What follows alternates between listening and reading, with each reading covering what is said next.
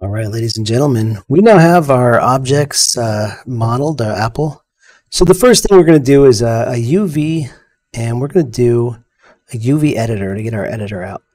And if you do a UV automatic, it kind of does not work out great because you end up with a lot of seams all over this apple model. And you can see the squares are kind of all heading different directions. So what we're going to do is a UV. Make sure you're in a face mode, double click here, and do a UV cylindrical. And you're going to end up with something that looks like this, which is going to be a lot easier for us to work with. You might end up having, like I do, these weird spots that kind of go off to the side. That's not ideal. So I'm going to go to UV shell mode. I'm going to shift right click, unfold, click on that, and then you'll end up with something like this. And that should kind of give you the best of both worlds. So let me just shrink that down. It's got to fit inside this square. Next, we're going to do this guy right here. Oops, let's go into object mode and select this. And before we do that, we should probably combine these. So in object mode, make sure that these are two combined objects. Then I'm going to go into face mode, double click, and I'm going to do a UV automatic on the stem, and I end up with this.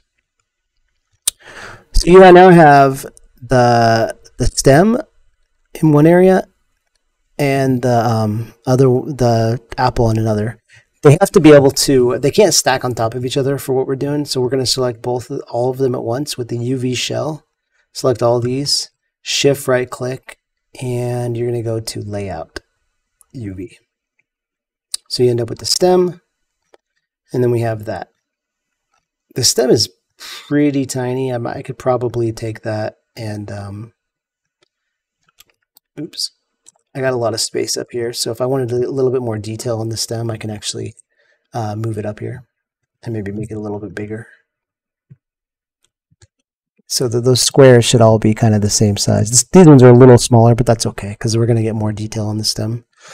All right, so that was we've done our UV work, and now what we're going to do is we're going to make a copy of this. So I'm just going to right click, shift right click. No, I'm sorry, just do a control D. I totally forgot.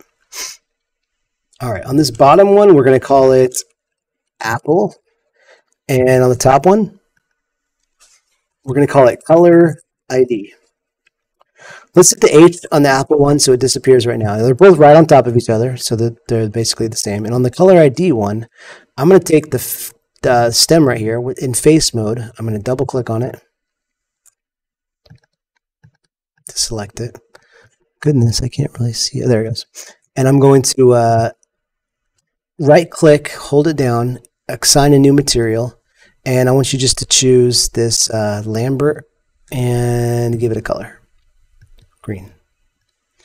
Do the same thing in face mode, double click on the apple, right click, assign a new material, choose Lambert, and let's do red.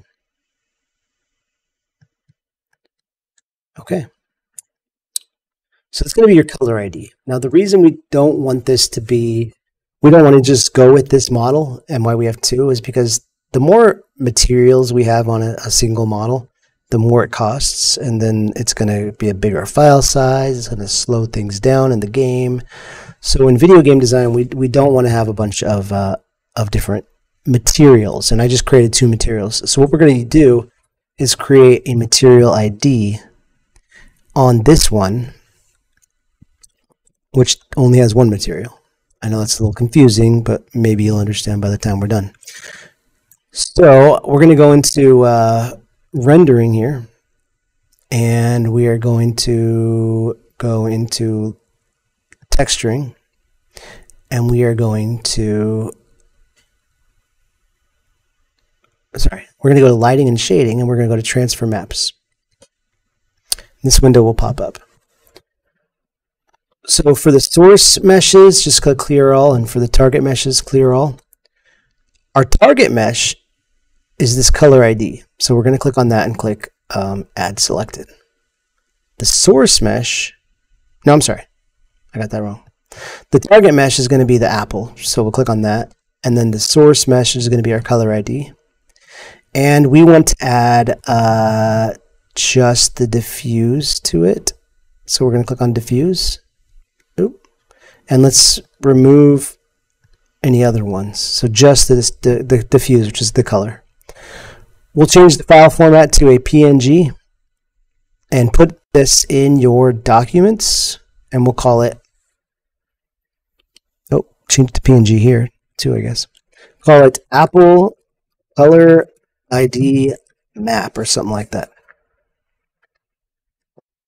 And it's going to give us a two-dimensional representation, basically the UVs, but with those colors applied. So if I go into here, color ID map, did it finish? Oh, no, it's still going.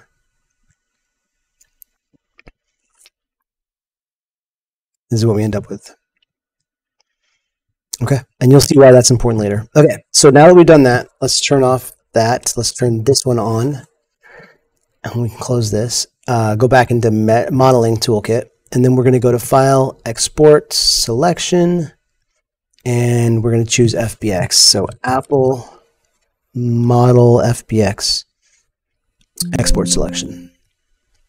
All right, I will do the rest of this in part 2 of the video.